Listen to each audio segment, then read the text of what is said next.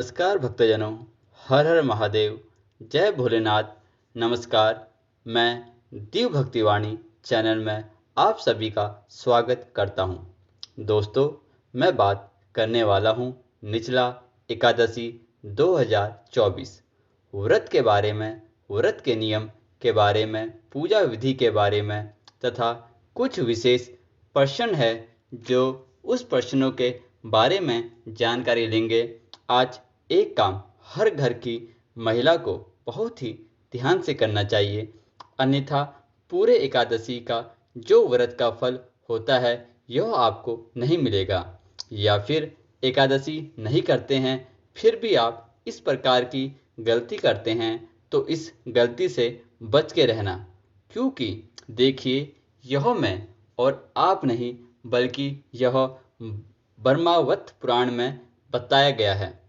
तो बहुत ही ध्यान से आप लोग वीडियो को सुनिए और उसमें कुछ आपके जो प्रश्न है वे भी है, जैसे कि मैंने एक वीडियो में अपलोड किया था जिसमें एकादशी के कुछ नियमों के बारे में मैंने आपको बताया था, जिसमें से कि नियम यह था कि दान नहीं करना चाहिए। तो यह सारी विशेष बातें आज के वीडियो में जानेंगे। और हाँ, जैसा कि आप लोग अब तक जान ही चुके हैं कि 18 तारीख मंगलवार को यानी कि कल निचला एकादशी का व्रत किया जा रहा है। 19 तारीख को पारण किया जा रहा है। तो मंगलवार से पहले आपको कुछ विशेष चीज़ों को कर लेना होता है, जैसे कि शनिवार को ही तुलसी पत्र आप तोड़कर रख लें सूर्यास्त से पहले। उसके बाद आप पहली तैयारी आप तुलसी पत्र तोड़कर करेंगे। दूसरी तैयारी आप कर लेंगे दोस्तों कि आप अपनी तुलसी को या तो छाया में रखिए या फिर उनके ऊपर कोई कपड़ा डालिए या कोई छाया की व्यवस्था करिए, क्योंकि लगभग 3 दिनों तक तुलसी में जल देने में दिक्कत आएगी। लेकिन किसी कारण से तुलसी सूख रही है, बहुत ही छोटी है, अभी अभी आपने नर्सरी से उनको लाया है, तो आप कतई यह दोष मत करिएगा कि तुलसी मर जाएगी। पानी के बिना अगर ऐसी कंडीशन है तो आप रविवार को छोड़कर सोमवार, मंगलवार कभी भी जल दे सकते हैं। लेकिन ध्यान रहे, तुलसी को मरने नहीं देना है, यह चीज़ हमें ध्यान रखना है। और बहुत ही अच्छा विकल्प है, आप शनिवार के दिन शाम से पहले आप उसमें जल दीजिएगा, जैसा कि मैंने अपनी पहली वीडियो में बता चुका हूँ। आपको जो इससे पहले वीडियो मैं न केवल याद करने के लिए और रविवार को भी यदि आवश्यकता हो तो आप उसमें जल दीजिए। सब मिलाकर आप समझ सकते हैं कि तुलसी को मरने नहीं देना है, हमें उनको जीवित रखना है, क्योंकि गर्मियाँ बहुत ज़्यादा है और पानी के बिना यदि वह सूखती है तो उसका अलग तरीके का एक दोष परिवार के ऊपर होता है। तो इस विशेष बात का ध्यान रखिए। 18 तारीख को व्रत रखना है, 18 तारीख मंगलवार। अब चलिए हम कुछ विशेष बातों को कर लेते हैं।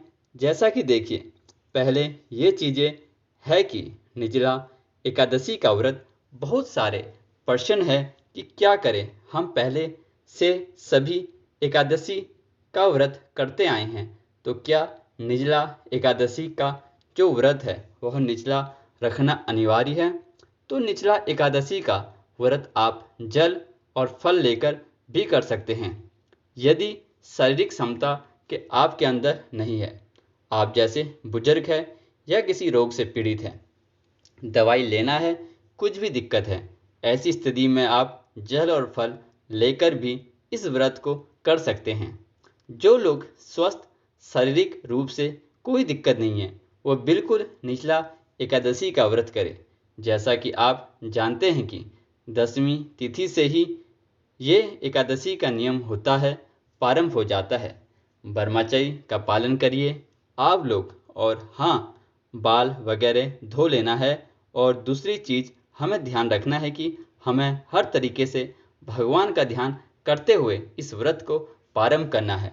अब 17 और 18 तारीख की रात को आप मान लीजिए 17 तारीख को आप सामान्य खाना खा लेते हैं। खाने के बाद आपका व्रत प्रारंभ हो गया है।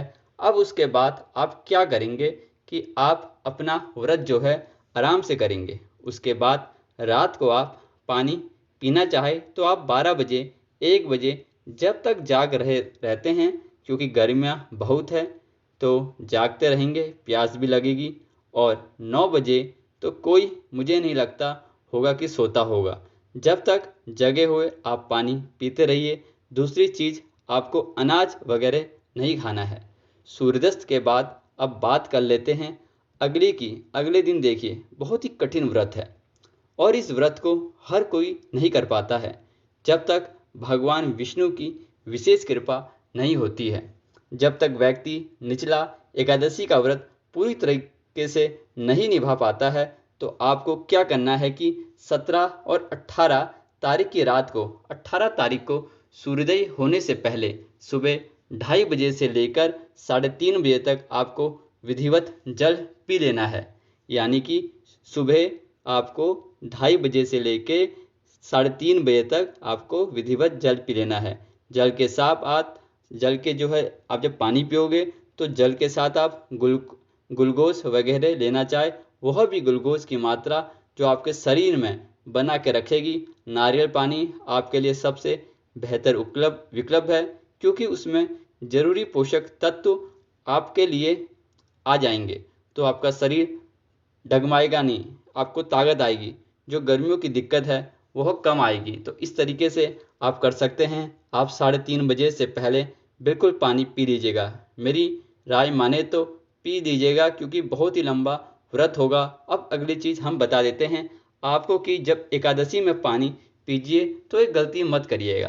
प्रायः बहुत सारी हमारी बहनें तीज करवा चौथ में नहाकर पानी पीती है, लेकिन ध्यान रखें, आपको जब पानी पीने के लिए आप 17-18 तारीख को रात को यानी 3:30 बजे उठेंगे तो आप कदापि नहाएंगे नहीं। बिना नहाए आप अपने दांतों को साफ करिए और पानी पी लीजिएगा। नहाने के पानी पीने से वो आपके व्रत के दिन काउंट होने लगेगा, इसलिए उठकर दांत वगैरह साफ करके पानी पी लीजिएगा। चाय पीना हो तो पी लीजिएगा, अनाज मत खाइए। नारियल पानी, ग्लूकोज, गोंडी लेना, अनाज मत खाइए। पहली चीज़ ध्यान रखिएगा, नहाना नहीं है। इस तरीके से जब हम चलिए अब पानी पी ले, उसके बाद हम अपना अगर सोते हैं तो अपने काम करेंगे, नहा धोकर अपने जो एकादशी का व्रत है उसका संकल्प लेंगे। और अब दूसरा प्रश्न ये है, मैंने एकादशी के नियमों वाली वीडियो डाली है, उसमें एकत कवेक्शन बहुत सारे जो है आपके कमेंट आ रखे हैं, जिसमें कि हम दांत कैसे साफ करें। आप दांत साफ करने को मना कर रहे हैं। देखिए, पहली चीज़ है कि मना करने का कौन कर रहा है? मैं कोई नहीं हूँ मना करने वाला। यह तो हमारे शास्त्र है जो बताते हैं कि वही चीज़ आपको मैं बता रहा हूँ। उसमें से मुख्यतः वो चीज़, जैसे कि एकादशी में किसी वनस्पति को नहीं तोड़ा जाता है क्योंकि उसका दोष लगता है, ठीक। तो इसीलिए कहा जाता है कि पेड़ की सूखी पत्तियां जो गिरी हुई है उनको चबाकर दांत से जो है उनको साफ करना चाहिए, दांतों को साफ कर लेना चाहिए। एकादशी में ना तो दातुत किया जाता है और न ही ब्रश और पेस्ट की तो बात ही अलग है। इससे अच्छा विकल्प है कि आप रात को ही अपना ब्रश वगैरह साफ कर लीजिए, क्योंकि नियम पालन करना जरूरी है। अन्य एकादशी में तो आप करते हैं, चलिए अलग बात करते हैं, लेकिन इस एकादशी में थोड़ा सा बड़ी एकादशी है तो नियम जरूर पालन कर ले।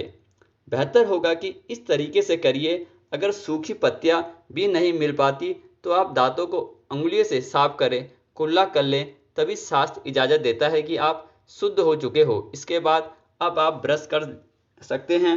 नहाकर मतलब दांत साफ कर लीजिए। नहाने के बाद अब आपका व्रत संकल्प होगा। व्रत के संकल्प में आपको अपना नाम, स्थान, गोत्र कुछ पता भी नहीं है तो आप हाथ जोड़कर केवल इतना कहिए, हे प्रभु श्री हरि विष्णु, आपकी पूजा करूंगी और निर्जला एकादशी का व्रत करूंगी। आप कृपा करिए मेरे व्रत का पूर्ण कराइए। एक बात ध्यान समझ लीजिए, जब तक श्री हरि की कृपा नहीं होगी यह कठिन व्रत आप पूर्ण नहीं कर पाएंगे। इसीलिए उनसे शक्ति संकल्प के समय ही जरूर मांग लीजिएगा। इस प्रकार करके आप अपने व्रत का संकल्प ले सकते हैं। ध्यान रहे, जो नहीं करने लायक है वो इस व्रत को जबरदस्ती न करे। शरीर में क्षमता है तो ही करे। उसके बाद इस व्रत को आपने संकल्प कर लिया, यह व्रत आपका प्रारंभ हो गया। ध्यान रखिए, सूर्यास्त से लेकर अगले सूर्यास्त तक इस व्रत को पूरा नियम पालन किया जाएगा। उसके बाद पूरे मन में आपका भगवान विष्णु का ध्यान करते रहिए। अगला प्रश्न यह है कि एकादशी व्रत में जो है वह थूक भी नहीं निकला जाता है, तो मुंह में थूक आए तो क्या करें। देखिए, यह सब फालतू की चीज़ है, इनका ध्यान भी हमें नहीं करना चाहिए। अगर इन बातों का ध्यान करेंगे तो आपके साथ वही होगा। अगर बहुत अधिक थूक आने लगेंगे तो फिर आप थूक नहीं पाएंगे, या फिर बार बार ठोकेंगे तो आपकी पूजा व्रत सब चीज़ों में मन नहीं लगेगा। काम केवल एक ही होगा, आपका मन रहेगा। इसलिए इन सब बातों में ध्यान केंद्रित करने की इच्छा है कि आप केवल और केवल आप इतना बड़ा महाव्रत कर रहे हैं तो आप भगवान विष्णु के मंत्रों का जप करते रहिए, विष्णु सहस्त्र नामवली का पाठ करते रहिए। तो ये चीज़ें हो गई है। अब बात करते हैं कि मान लीजिए किसी ने एकादशी का व्रत का संकल्प किया है और अब क्षमता नहीं है, शाम होते होते कंडीशन खराब हो गई है, तो वो क्या करे। आप समझिए, इस बात को आप सूर्यास्त होने के बाद भी पानी पी सकते हैं, क्योंकि एकादशी में आपने आधे समय का व्रत कर लिया। और देखिए, यह शास्त्र के नियम है कि 12 घंटे के लगभग भी व्रत किया जा सकता है। पूर्ण व्रत की अलग बात है, परंतु क्षमता नहीं है तो आप सूर्यास्त होने के बाद भी पानी पी सकते हैं। अन्न मत खाइए, ध्यान रखिएगा। तो इन सब बातों का ध्यान रखना है। और जो मैंने कहा है कि किसी सक्षम में मत पड़िए, क्योंकि 3:30 बजे आप जल अवश्य पी लीजिएगा। अब अगली चीज़ आपको मैं बताता हूँ दोस्तों, ध्यान रखिए। देखिए, पालन के लिए आप 19 जून को एकदम निचला एकादशी रहेगी।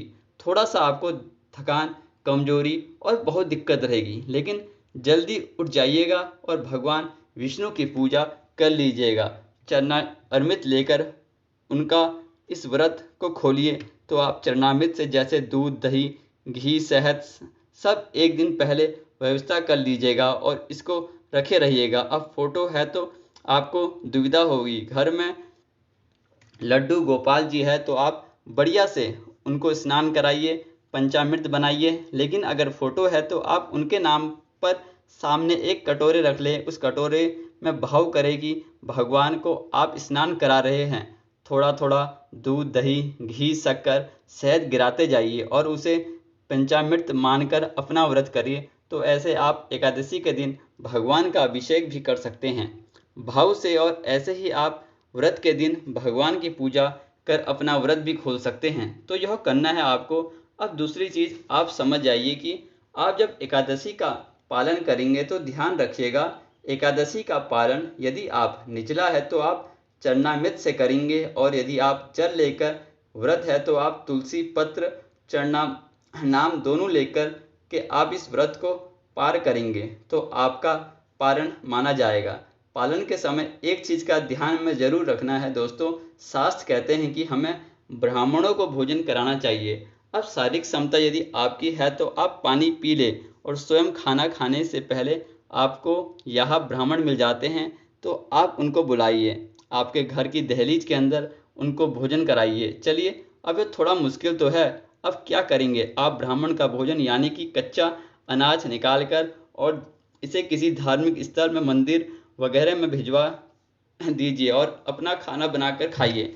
एकादशी के पालन में कुछ चीज़ें जैसे ध्यान दी जाती है, जैसे सरसों का तेल, लहसुन, प्याज इत्यादि आपको नहीं खाना है पालन में। अब इस तरीके से आपको भोजन करना है कि बनाना है कि एकदम शुद्ध सात्विक हो। लौकी की सब्जी हो तो बेहतर होगा, लौकी खाना पारण में बहुत उत्तम होता है। इसके बाद आपको ध्यान यह रखना होगा कि एकादशी में 3 समय भोजन नहीं किया जाता है, यानी जब आप बैठे हो तो एक बार बहुत अच्छी तरह आपको अपना भोजन कर लेना है। चावल, दाल, रोटी जो भी खाना है खा लीजिएगा। उसके बाद आपको और भूख लगती है तो आप दूध, फल, चाय ये सब लीजिए। उसके बाद दूसरा भोजन आपको रात में करना है, क्योंकि तिजड़ा नाम राक्षसी एका रामचरण दत्त निपुण विवेका ध्यान रखिए। तिजड़ा को एकादशी का फल चला जाता है। भगवान श्री राम ने उसे वरदान दिया है, जो भी एकादशी व्रत करते हैं के बाद पारण में 3 बार अन्न भक्षण करेगा, उस व्रत का फल तिजड़ा को चला जाएगा। इस बात का ध्यान रखिए। अन्य कायदे से आपको 2 ही बार खाना है। बीच में फल, दूध, चाय पे सारी चीज़ें आप ले सकते हैं। आपको वीडियो कैसी लग रही है यह प्लीज़ बताइएगा। ज़रूरी अच्छे लगे तो लाइक करिए ना मत भूलिए, और आप लोग और हाँ, चैनल को सब्सक्राइब करिए, और इस तरह की विशेष बातें आपको मैं बताते रहूँगा। अब देखिए दोस्तों, जब मैं एकादशी नियम के वीडियो बनाया तो उसमें कुछ विशेष नियम था, जिसमें कि एक नियम यह भी है कि झाड़ू नहीं लगाना चाहिए। एकादशी के दिन काफ़ी कंफ्यूज आए हैं कि दीदी हम झाड़ू कैसे नहीं लगाए। देखिए, एकादशी में कोई दोष नहीं लगता। आप क्या करें कि आप एक दिन पहले झाड़ू पोछा, सूर्यास्त होने से पहले दशमी को झाड़ू पोछा लगा ले, सफाई कर ले। एकादशी में जो झाड़ू नहीं लगाते हैं कि पीछे का नियम है वो केवल यही होता है कि दोस्तों, जब झाड़ू लगाए तो हमारे हाथों में किसी भी छोटे से छोटे जीव को नुकसान न हो जाए। इसीलिए एकादशी में मना किया जाता है कि आप झाड़ू तक भी न लगाए। बाकी कोई दोष नहीं है। अगर आप लगाना चाहते हैं तो सावधानी से लगाइए, लेकिन हाँ, एकादशी का दिन जितना ज़्यादा पुण्य देने वाला होता है उतना ही ज़्यादा पापों को बढ़ाने वाला भी होता है। इसीलिए हमें ध्यान रखना है कि कोई भी गलती, कोई भी चूक हमसे नहीं होनी चाहिए। ये सारी बातें हमें विशेष रूप से ध्यान रखना। अब मैं बताता हूँ कि आपका व्रत है, बहुत उत्तम नहीं व्रत है, तब भी आपको कुछ विशेष काम है जिन्हें कर लेना चाहिए। जैसे कि 1 या 2 दिन पहले आपको भगवान विष्णु के लिए एक सुंदर सी ड्रेस खरीदनी चाहिए। जो लोग फोटो रख ले, वो कैसे पहनना चाहिए। वो लोग एक पीले रंग का कपड़ा खरीद कर लाइए और भगवान विष्णु को वो जरूर चढ़ाइए। ऐसा करने से पीताम्बरधारी भगवान विष्णु प्रसन्न होते हैं। पीला वस्त्र इन्हें अवश्य रूप से चढ़ावे। एक दिन व्रत करते हैं, अति उत्तम नहीं व्रत करते हैं। आप चावल कदापि मत खाइए, उसमें भी प्रश्न आएगा जैसे कि दीदी हम कैसे कितने दिन कौन कौन से चावल नहीं खाए। सोमवार या रविवार तो आप समझिए, आपको सोमवार और रविवार दोनों ही दिन इस बार चावल छोड़ देते हैं तो बहुत ही बेहतर है। 2 दिन चावल छोड़ना कोई बहुत बड़ा मुश्किल काम नहीं है, तो आप छोड़ दीजिए। आप रोटी खा लीजिए, उसकी जगह पे दलिया वगैरह जो भी खाना चाहिए आप खा सकते हैं, लेकिन चावल दोनों दिन ना खाइए। चलिए, अगर नहीं चल पाएगा, कोई बच्चा है, कोई दिक्कत है, तो आप सोमवार को पूरे दिन एकादशी पड़ रही है उस दिन छोड़ दीजिएगा। मंगलवार को आप चावल वगैरह खा सकते हैं। अब बात करते हैं हमारी तुलसी महारानी की। शायद हमें पहले बात किया है कि तुलसी महारानी को 3 दिन बिना जल के रखना, यह एक तरीके से हमारे लिए नुकसानदायक होगा। इसलिए ध्यान रखें कि रविवार, सोमवार और मंगलवार इन तीनों दिन में माता को कष्ट होगा। हो सके तो उनको छाया में रखें, और देखते ही देखते उनको किसी भी तरीके से क्षति पहुँचे तो उससे पहले उनमें पानी डाल दें। उन्हें कदापि सूखने न दें, क्योंकि सूखने का दोष लगेगा। तो इस तरीके से करेंगे, आपको अपना व्रत कर लेना है। दोस्तों, यह शास्त्र का नियम है कि कोई भी पेड़ पौधा सभी संजीव होते हैं, और माता तुलसी तो साक्षात देवी होती है। तो उनमें पानी डाल दीजिएगा। उनकी सुरक्षा का पूरा ध्यान रखिए, कदापि उन्हें सूखने मत दीजिए। इस तरह की चीज़ों का हमें ध्यान रखना है। झाड़ू कैसे लगाना है ये मैंने बता देना आवश्यक है, तो आप कपड़े वगैरह से लगा ले। और हाँ, ध्यान रखें, छोटे छोटे जीव को हमारे द्वारा कोई नुकसान नहीं होना चाहिए। अब बात करते हैं कि बहुत सारे लोग की गर्मी की छुट्टियां और घूमने आए हैं, मायके गए हैं, इधर उधर गए, तो क्या करें, कैसे अपना व्रत करें। तो देखिए, आप जहाँ कहीं भी हो इस व्रत को कर सकते हैं।